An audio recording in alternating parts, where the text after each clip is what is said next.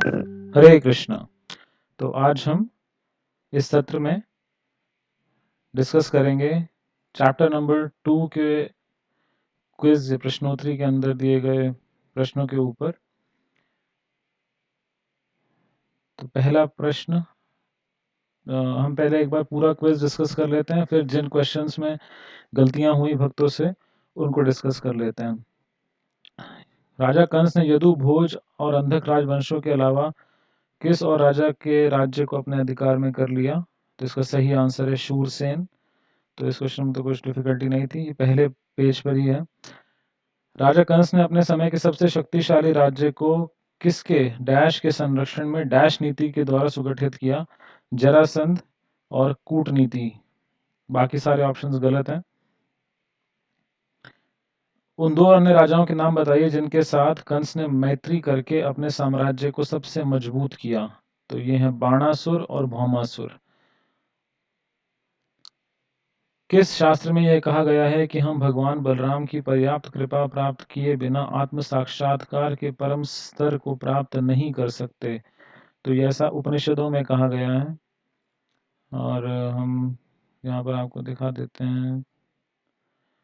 ये देखिए, उपनिषदों का कथन है नायात्म बल ही ने न लभ्य। तात्पर्य यह है कि कोई परमेश्वर या किसी प्रकार के आत्म साक्षात्कार के परम स्तर को तब तक प्राप्त नहीं कर सकता जब तक बलराम की कृपा पर्याप्त कृपा ना हो। ठीक है। देव अपनी 7वीं गर्भावस्था के समय देवकी की मानसिक स्थिति क्या थी? तो हर्ष तथा विषाद से अभिभूत थी। उन्हें दुख भी था और खुशी भी थी। दुख इस बात का था कि बच्चे का जन्म होते ही कंस उसे मार डालेगा, और खुशी इस बात की थी कि परम भगवान ने उनके बलदेव जी अनंत शेष भगवान के विस्तार हैं, उन्होंने उनके गर्भ में शरण ली थी। चीफ भगवान कृष्ण की प्रमुख शक्तियां कौन है? योग माया है। सभी आध्यात्मिक शक्ति का स्रोत कौन है? भगवान बलराम जी हैं। बलराम नाम का क्या मतलब है? आध्यात्मिक शक्ति के स्रोत जिसके द्वारा लोग जीवन के सर्वोच्च आनंद प्राप्त कर सकेंगे। तो यहाँ पे ये बल का शारीरिक शक्ति का स्रोत नहीं है, बल्कि आध्यात्मिक शक्ति का स्रोत है। और ये जो ऑप्शन है जिसे देवकी के गर्भ से रोहिणी के गर्भ में जबरदस्ती स्थानांतरित किया गया था, इसका जो मीनिंग होता है वो होता है संकर्षण। तो ये तो सही जवाब नहीं है, तो पहला जवाब जो है वो सही जवाब है। किस पवित्र ग्रंथ में इस बात की पुष्टि की गई है कि आध्यात्मिक गुरु भगवान कृष्ण की कृपा का प्राकट्य है? तो श्री चैतन्य चरितामृत में इसका विवरण दिया गया है। चैतन्य चरितामृत में इसकी पुष्टि की गई है कि गुरु कृष्ण की कृपा का प्राकट्य है। ठीक है। इनमें से भगवान श्री कृष्ण और योग माया के साथ भगवान की वार्तालाप का हिस्सा क्या नहीं था? तो उनको ब्रजभूमि में नंद यशोदा के बेटी के रूप में जन्म लेना था, ये था। भौतिक इंद्र तृप्ति के इच्छुक लोग द्वारा उनकी पूजा की जाएगी, ठीक बात है। उन्हें रोहिणी के गर्भ से देवकी के गर्भ में अनंत शेष को स्थानांतरित करना होगा, ये बात गलत है। उन्हें देवकी के गर्भ से रोहिणी के गर्भ में जाना होगा, लेकर जाना होगा शेष को, ना कि उल्टा। यहाँ लिखा है रोहिणी के गर्भ से देवकी के गर्भ में, तो इसलिए ये गलत है। वह उनकी सह भगिनी या बहन बनेगी, ये बात ठीक है। भगवान कृष्ण जल्दी देवकी के गर्भ में जन्म लेंगे, ये बात भी ठीक है। तो ये आंसर जो है वो इस क्वेश्चन का ये करेक्ट ऑप्शन है। सही या गलत? योग माया ने भगवान के आदेश पाकर उनकी परिक्रमा की, जी बिल्कुल की, और करके फिर उनका आदेश पाकर वो चली गई। रोहिणी, जब शेष का स्थानांतरण हो रहा था तब रोहिणी और देवकी होश में थी? नहीं, ऐसा नहीं है, वो योग माया के वश में थी। तो ये हम पीछे देख सकते हैं। थिंक इसका जवाब शायद मैंने फोटो नहीं डाली है इसकी, हाँ यहाँ पे है। तो जब भगवान परम शक्ति योग माया के ने शेष की देवकी के गर्भ से रोहिणी के गर्भ में स्थानांतरित किया, तो वे दोनों योग माया के वश में थी, जिसे योग निद्रा कहते हैं। ठीक है। फिर जब वसुदेव भगवान कृष्ण को अपने हृदय में धारण किए थे तब वे सूर्य के समान लग रहे थे, बिल्कुल सत्य बात है ये। इसका जवाब हमने ऊपर दिया है। जब वसुदेव को अपने हृदय में धारण किए हुए थे तो वो उस देदीप्यमान सूरज के भांति लग रहे थे जिसकी प्रखर किरणें सदा असह्य होती हैं। ठीक है। फिर कंस एक भक्त माना जाता है क्योंकि वो कृष्ण के बारे में निरंतर सोच रहा था? नहीं, वो प्रतिकूल भाव में सोच रहा था, इसलिए नहीं माना जाता। अगला, जिसे भगवान के चरण कमलों की सेवा के प्रति रंच भर भी रुचि होती है, वह उनके रूप और गुणों को समझ सकता है। ठीक बात है। कृष्ण महामाया के पर्दे के द्वारा भक्तों से आच्छादित रहते हैं? नहीं, वो योग माया से आच्छादित रहते हैं। और इसका उत्तर हमने यहाँ पर आपको दिखाया है।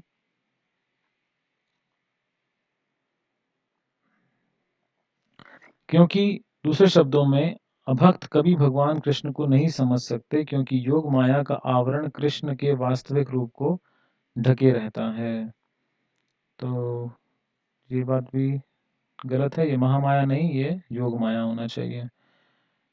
तो कंस को कैसे पता लगा कि भगवान ने देवकी के गर्भ में शरण ली थी? तो देवकी के दिव्य सुंदरता को देखकर वह पहले कभी इतनी सुंदर नहीं लगी थी। बाकी सब तो गलत है। गायनेकोलॉजिस्ट ने नहीं कंफर्म किया था, अल्ट्रासाउंड उस टाइम होता ही नहीं था। और जेल प्रहरियों ने देवताओं को भगवान से प्रार्थना करते हुए देखा, ऐसा भी नहीं था, कोई मेंशन नहीं है। वसुदेव बहुत ईमानदार थे और उन्होंने कंस को भगवान के प्राकट्य के बारे में बताया नहीं। कंस के पास कई रहस्यमय शक्तियां थी, तो ऐसा भी कुछ नहीं है। आकाशवाणी ने कंस को सूचित किया, तो पहला जवाब ही सही जवाब है। हालांकि यद्यपि देवकी परम भगवान का वासस्थान बन गई थी, किंतु कंस के घर के भीतर रहने के कारण वे डैश या डैश आपको रिक्त स्थान भरना था। तो इसका सही जवाब है शमित अग्नि तथा दुरुपयुक्त विद्या। तो क्लियरली मेंशन है बुक में। कंस यह जानकर भी भगवान देवकी के घर में प्रकट हो चुके कंस ने यह जानकर भी कि भगवान देवकी घर में प्रकट हो चुके थे, देवकी को नहीं मारा। कृष्णा बुक के पुस्तक के अध्याय 2 के अनुसार कौन सा इसका कारण सही नहीं है?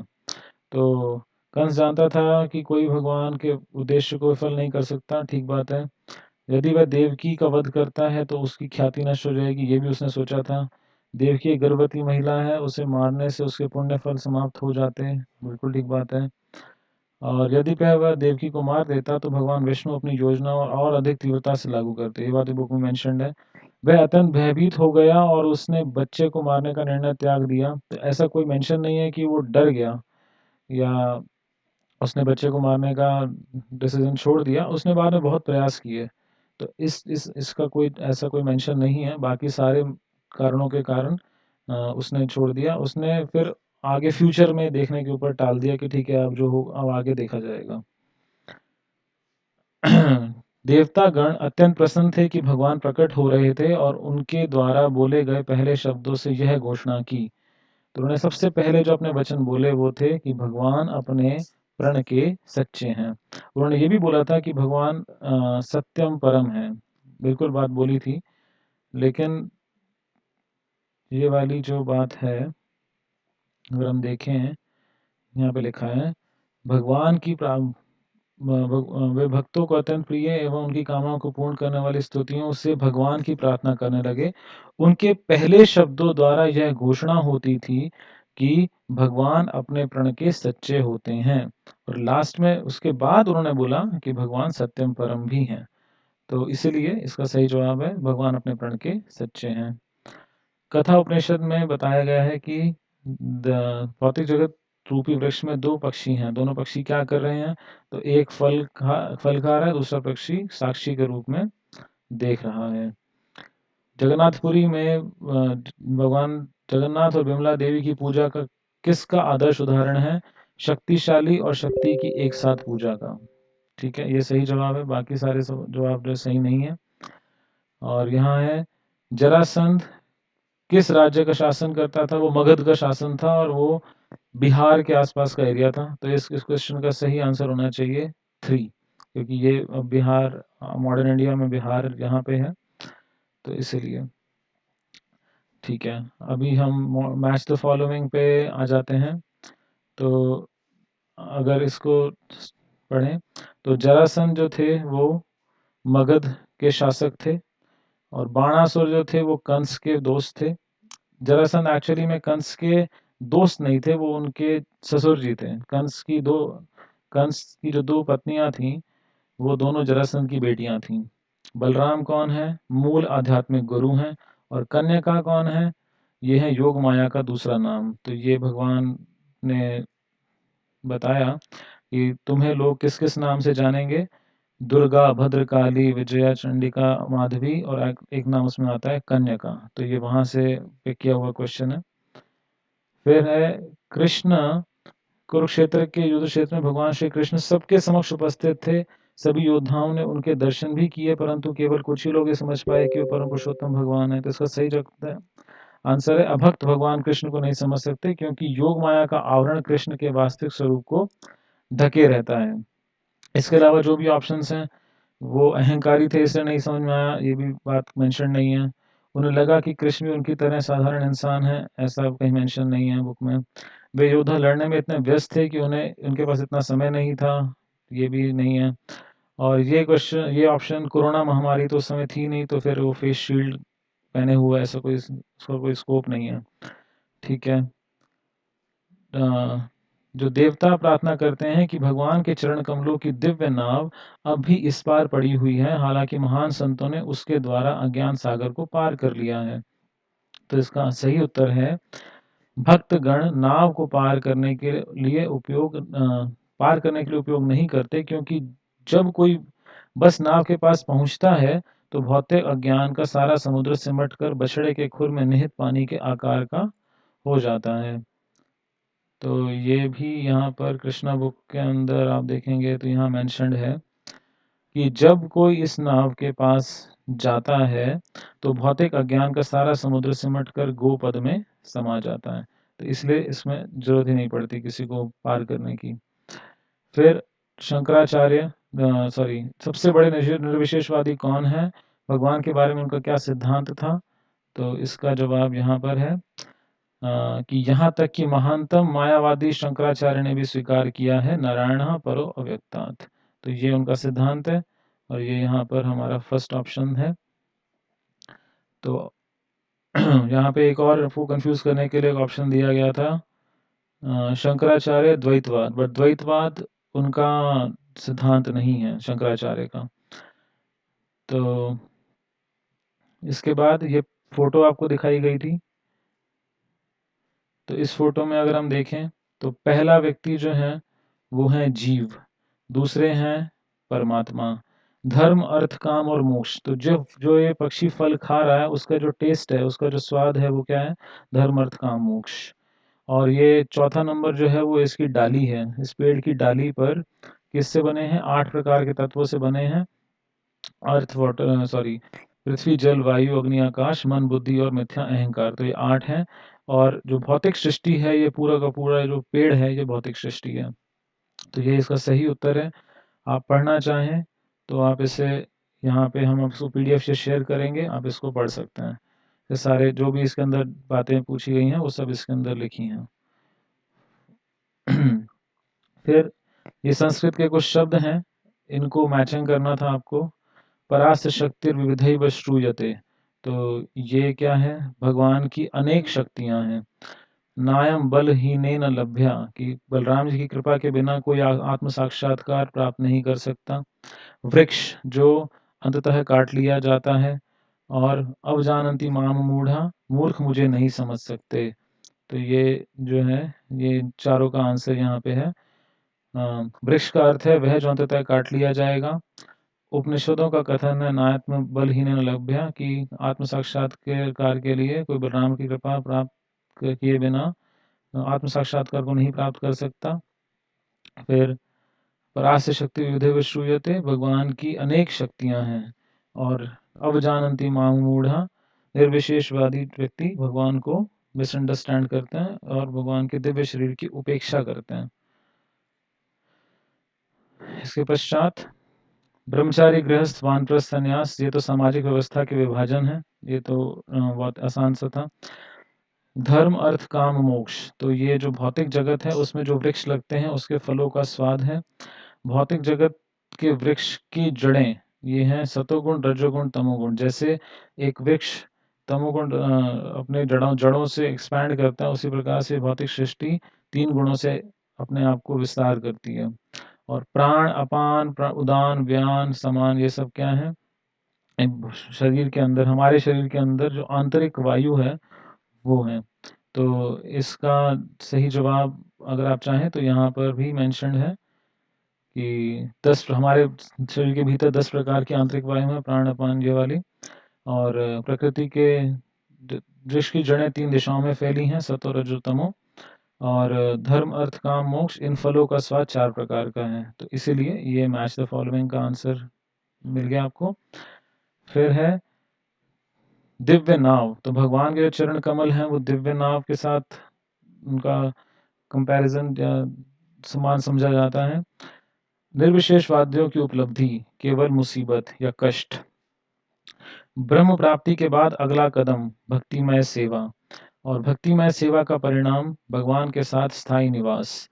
तो इसका भी जवाब हमने आपको यहाँ पर दिया है कि उनके हाथ लगता है तो उनके द्वारा उठाया गया कष्ट।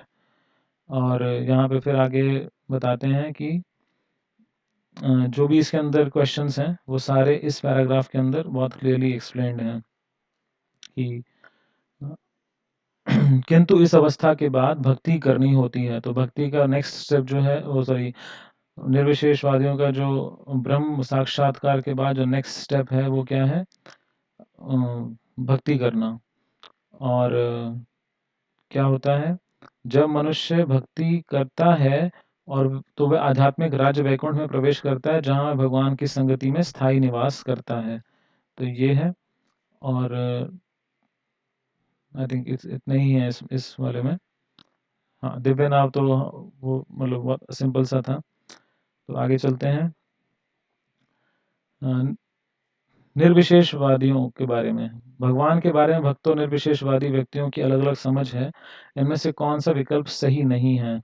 तो एक बार एक निर्विशेषवादी पूर्णता तक पहुंच जाता है तो वो कभी नीचे नहीं गिरता। ये बात गलत है, क्योंकि अगर यहाँ आप देखेंगे भले ही कुछ काल के लिए वह निराकार साक्षात्कार के पद तक पहुंच जाए, निर्विशेष वो पुनः निर्विशेषवादी संसार के बद्ध जीवन में पुनः आ गिरते हैं। तो ये वाली बात गलत है। बाकी सारी बात सही है कि भगवान का जब कोई अवतार आता है तो वो सत्व, भौतिक सत्व गुण से बना होता है। और तो इसका आंसर आप देख सकते हैं, ये पीडीएफ हम आपके साथ शेयर कर देंगे। और ये एक और प्रश्न किसके बारे में है? ये भी निर्विशेषवादियों के बारे में है कि वो इसमें से गलत चूज करना है कि सही क्या नहीं है। वे बहुत ही सरल विधि का पालन करते हैं जो एक आम आदमी भी आसानी से कर सकता है।